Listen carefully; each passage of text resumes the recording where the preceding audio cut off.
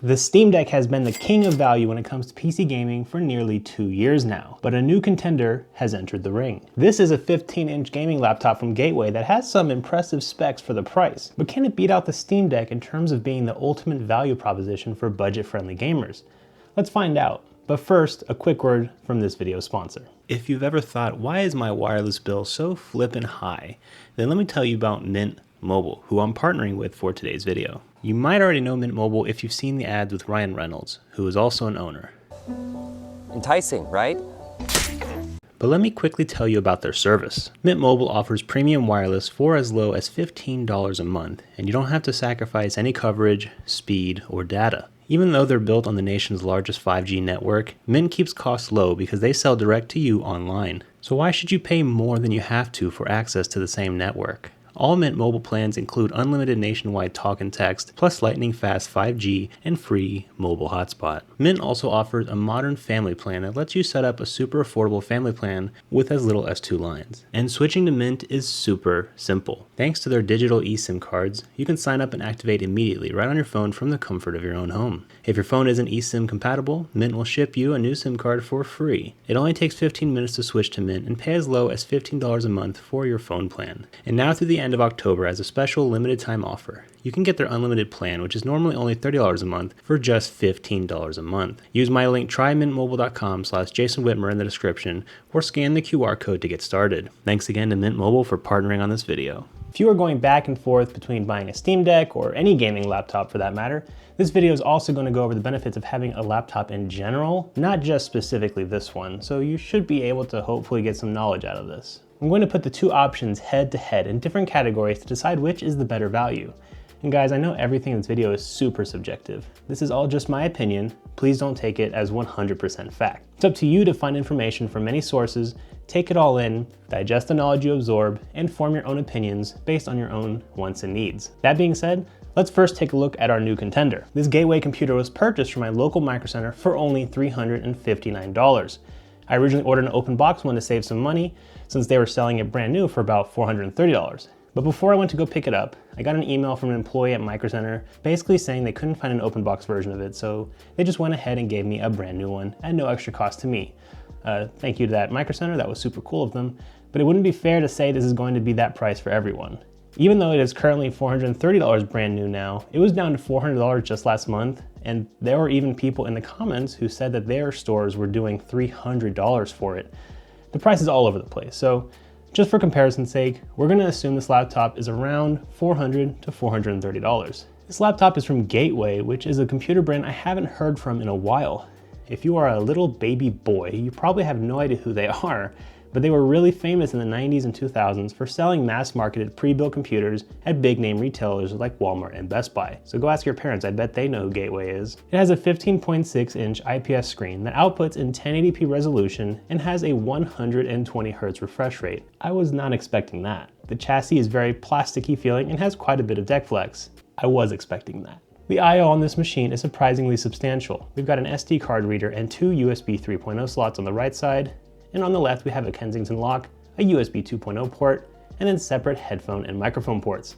But that's not all, as they actually included all of the important I/O directly in the back, which includes a USB-C port, HDMI 2.0, gigabit Ethernet, and a barrel plug for power. The Gateway laptop avoided one of my pet peeves on modern laptops, where they put zero I/O in the back of the machine where you really want it, since there's a good chance you're going to be plugging this into an external monitor and Ethernet. But luckily, they put power, internet, video, and even a USB-C port for possible docking solutions all in the back of the machine to make for a cleaner desk setup. The chip powering the device is an 11th gen Intel Core i5-11400H Tiger Lake processor, which is not the most powerful chip for mobile computing, but at this price range, I'm just happy not to have an i3 or a Pentium. And the dedicated GPU is an RTX 3050, which is a 4 gig card that most people have already forgotten about. It's in a strange position as 4 gigs of VRAM is horribly underpowered for a lot of modern gaming, but it's also from NVIDIA's RTX line, so we get a bunch of cool modern features like ray tracing, DLSS, RTX voice, and shadow play. Utilizing some of their AI software to make this 4 gig card look like an 8 gig card could really help it in the long run. The laptop also comes with 512 gigs of NVMe SSD storage and 16 gigs of DDR4 RAM. Nice of them to give us 16 gigs, as I've seen laptops that cost twice this amount still come with only 8 gigs sometimes. In the other corner of the ring, we have the tried and true $400 Steam Deck from Valve, boasting a massive 64 gig eMMC storage amount and 16 gigs of RAM. A 7-inch 1280 by 800 resolution screen running at 60 Hz refresh rate. Well, I know that all sounds underwhelming after going over the laptop, but did I mention it comes with a built-in controller? The Steam Deck is being powered by a custom APU from AMD that is powering all of this in a very small form factor that also feels plasticky and is being cooled by a single 40mm fan. The I/O on the top of the Steam Deck is sparse, but we do get a single USB-C port, microSD for expandability, and a headphone port. But just like the laptop, we do get a built-in microphone in the Steam Deck that apparently sounds pretty good. All right, let's go over each area of concern when comparing whether you should buy a brand new Steam Deck or a budget gaming laptop. When it comes to portability, I'd argue that both of these devices are winners. They're both relatively lightweight, have built-in screens, batteries, and interface devices. They could both just as easily be pulled out on an airplane, in the back of a car, or in between classes on a park bench. But if I had to pick a winner, it would definitely be the Steam Deck. I mean, despite the fact that it's half the physical size of the laptop and can fit inside a sling bag, look at the chargers that you have to bring with you. Here's the Steam Deck's included 35-watt charger. And here's the laptop's. Yeah, it's a beefy boy. So while both of these devices are technically portable and all around great for taking on the go, since I have to pick a winner here, I'd have to give it to the Steam Deck. You might think you know the answer to this one already, but it was kind of close. When it comes to using your gaming device as an actual computer, the Steam Deck does surprisingly well. Even though it's running SteamOS, we can just as easily go into desktop mode and access basically everything we need from web browsers, word processors, and even video editors. There isn't much that isn't available on Linux that is available on Windows when it comes to light productivity work. And I've actually been guilty of taking my Steam Deck in public places and trying to get some work done with varied results. So I just took the Steam Deck into a Starbucks to try to work on some writing and some scripts and stuff. It was humiliating. I gotta admit, I saw people next to me sitting with MacBooks and laptops, and at first I wasn't self-conscious. But then these two guys in the suits literally started pointing and laughing at me, so yeah. But in this scenario, I'd have to say I will still give the win to the laptop. Having a full QWERTY keyboard built in is just too good to pass up for productivity, as well as having a built-in webcam for meetings. Using the trackpad on the laptop is also just more efficient than using the tiny ones on the Steam Deck.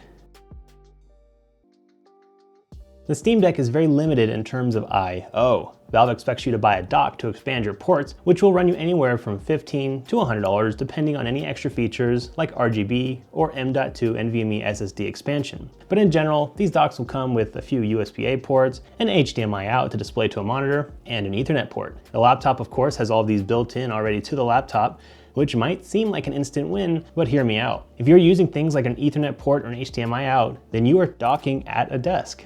I don't think it's too far-fetched to want to leave out all these extra ports when you're not using them, and then have a cheap dock available for when you do. If I take my Steam Deck somewhere, there's a 99% chance I won't do anything but plug in the power since it already has a built-in controller and trackpad.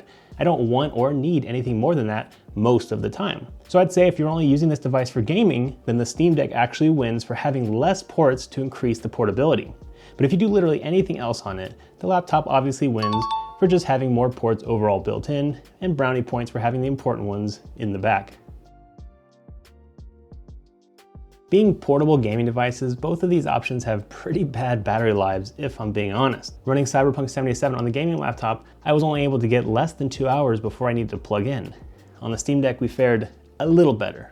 This makes sense because the Steam Deck only has to power a 7-inch screen and an APU, where the laptop has a 1080p 15-inch screen and a dedicated graphics card. So while technically the Steam Deck pulled ahead in terms of real gameplay battery life, that's not the full story.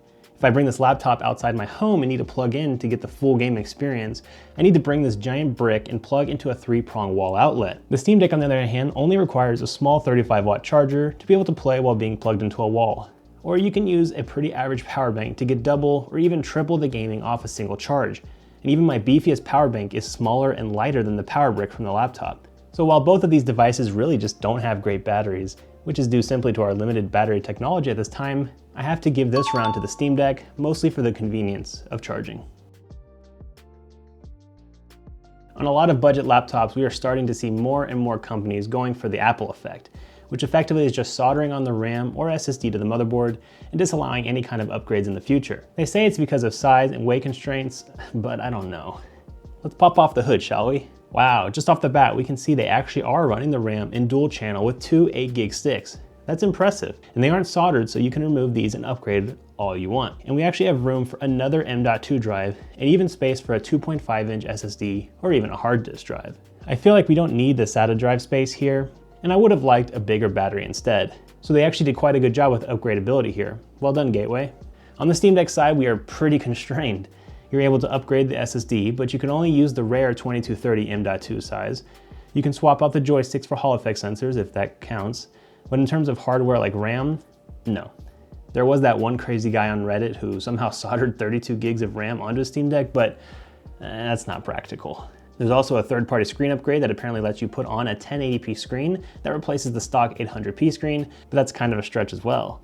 In terms of SSD and RAM upgrades, I have to give the win to the laptop just for the different SSD size options and the RAM being easily removable. The Steam Deck is running a Linux-based operating system called SteamOS, and using Valve's proprietary compatibility layer has allowed a large number of games on Steam to be played on their handheld device. And with a few workarounds, you can even get games from other launchers working pretty easily. Epic Games, Battle.net, and other launchers all pretty much just work with only some slight tweaks needed.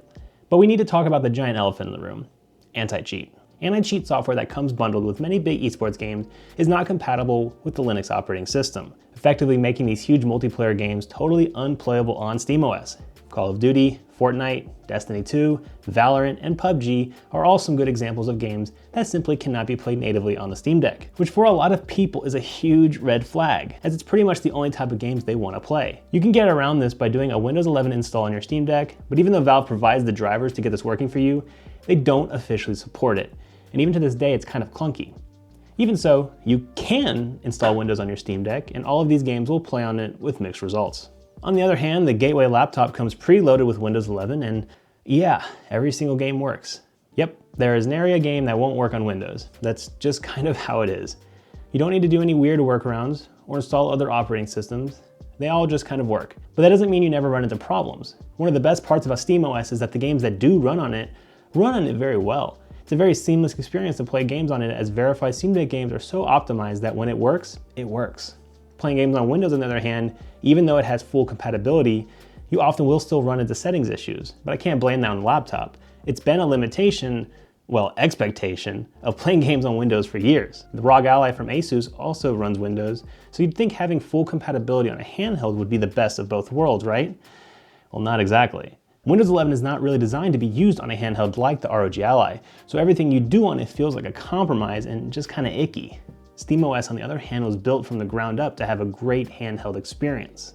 Deciding a winner this round was difficult, but the fact that Windows not only allows basically every PC game in existence, you can also download things like trainers, mods, and other software much easier on Windows than you can on Linux. So I'm giving this round to the Gateway laptop, but do know if both of these devices were handheld, I'd be going with SteamOS any day of the week.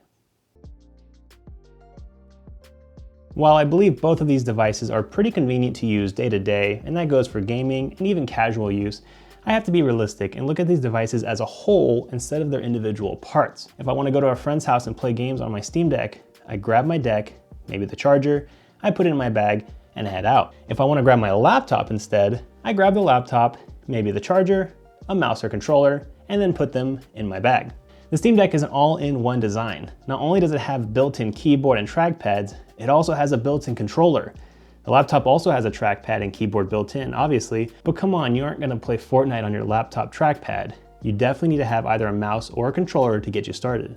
That's just one more thing you need to bring with you when you take these portable devices on the go. Another example of convenience is something I have actually experienced in my life. You can play the Steam Deck while standing and without having an actual tabletop or even your lap available. Imagine you're standing in line at a convention or maybe waiting for a concert to start. You're not gonna pull out your laptop and hold it in one hand and play games with the other. It's just not happening. Being able to play the Steam Deck while standing has saved me from boredom in a lot of long lines. So for those reasons, I believe the Steam Deck wins in the convenience section. Speaking about performance might be a little difficult. The Steam Deck is obviously going to get stomped. This laptop has a dedicated graphics card, more room for cooling, and a 1080p 120Hz screen. but I want to go over some benchmarks on both machines just to see how we can best utilize them. These performance tests aren't going to be traditional one-to-one comparisons like usual, but we are going to try and utilize every software modification we can to get the best results on both devices. That includes things like FSR, DLSS, super sampling, or anything else we can use to possibly push the most amount of frames out of our budget gaming devices. Consider this less of a drag race and more of a time trial through a corn maze. And remember, the Steam Deck only runs at 800p resolution, whereas the laptop runs at 1080p. So seeing 60 FPS on both devices at the same time isn't exactly a tie, but hopefully this can at least give you an idea of what is possible. I booted up Cyberpunk 77 on both devices, and remember the laptop is running an RTX 3050, so that helps us unlock a lot of cool NVIDIA perks, like DLSS, to help us out a little bit. And while the Steam Deck doesn't have DLSS, it does offer FSR, which is AMD's upscaling software that is available via the custom AMD APU on the Steam Deck. Even with all this help, we aren't seeing great numbers in this game. Is it playable? Absolutely. I mean, come on, Starfield is 30 FPS on consoles, so this is more than playable. I think we're really being held back on only having those 4 gigs of VRAM. If this GPU was a 3060 instead of a 3050, I think we would be seeing way better numbers. Looks pretty good either way at this price point. Next up is Ghost Runner, which is a great looking game that is also highly optimized. It doesn't have a built-in benchmark, but I run through this course every time and just take an average. The laptop is playing this game beautifully, and we are actually able to utilize that 120Hz screen as our FPS is well into the 100s. The Steam Deck was able to use FSR to get this to run at a really stable 60 FPS. And it looks just as good on the 7-inch screen or when plugged into an external monitor. I'd say both options are a great way to play this fast-paced action game. Red Dead Redemption 2 is another great single-player game that should be able to play well on both devices. It's a few years old at this point, but the graphics are still looking great and will push the devices hard. Running at medium settings, we got about 60 FPS on our laptop and some slightly less good results on the Steam Deck. I'd say that this game is totally playable on both devices and looks surprisingly good despite being on such cheap hardware. I gave Call of Duty Modern Warfare 2 a try and, oh well, look at that. Call of Duty isn't available to be played on SteamOS. I know this is a bit cheeky, but I just want to remind everyone that this isn't comparing apples to apples. If you want to play Call of Duty on your Steam Deck, you need to install Windows. Here's what that benchmark looks like. I was very surprised at the performance of the laptop on Call of Duty, averaging a pretty high frame rate with just some help from NVIDIA image scaling. I guess that just goes to show how some optimization from the game devs can make even cheap hardware really shine on modern games. All right, and that is our final section of this judgment, and looking at the scoreboard, it looks like the laptop has won. So surely this is the part of the video where I recommend you buy a laptop instead of a Steam Deck, right? Not exactly. This entire video is using this specific laptop to compare because it's basically the only laptop that has come close to the pricing of the Steam Deck. And that's because it's on an Omega flash sale from a small retail electronics store chain in the US. Looking outside of this at the average cost of extreme budget gaming laptops, we don't come anywhere close. Generally speaking, it's difficult to find new gaming laptops for anything less than $500 or even $600. At that price, the Steam Deck wins hands down if it comes down to only gaming. And you're getting closer to buying something like an ROG Ally or a Lenovo Legion GO at that price. Two handhelds that are much more powerful and expensive than the Steam Deck. And what if you don't even care about productivity? You already have a work laptop and you don't want a home computer other than your iPhone or your iPad. And you just want a portable device so you can play Rocket League with your friends. Here are some questions you need to ask yourself before deciding between a laptop and a Steam Deck. Am I going to use the device for anything other than gaming? How important is portability and size to me? Am I okay with doing a small amount of tinkering in an unfamiliar operating system? Is a 7-inch screen too small for my eyes? Is a full-size physical keyboard important to me? And that is just the start. Let's say you decide you actually want a handheld gaming PC. Now you have to decide if you're okay with the budget Steam Deck, or do you want one of the other handhelds that run Windows? They are more expensive, but are objectively more powerful. And the same can be said if you buy a gaming laptop. Is this budget laptop going to be enough for your use case, or should you save up a little more money to get something a little stronger? Sorry if you're ending this video with having more questions than answers. This video is not necessarily seeking for a definite answer. And I hope this video gave you some new knowledge and some new things to think about. But for the final answer, if this was me, and I had to choose between this gaming laptop and a Steam Deck, which one would I choose? Well, if I had no other computer, not even an old Dell desktop somewhere in my house, then I would probably go with the laptop, just for the versatility of having a mobile computer whenever I need it. But if I already have a desktop computer, or maybe even a work laptop, I think I'd go with the Steam Deck for the ease of use and ultra portability. Please like the video if it brought value to you, and consider becoming a member of the channel to support independent creators like me, and so I can shout out your name at the end of every video. My name is Jason. Thanks for watching.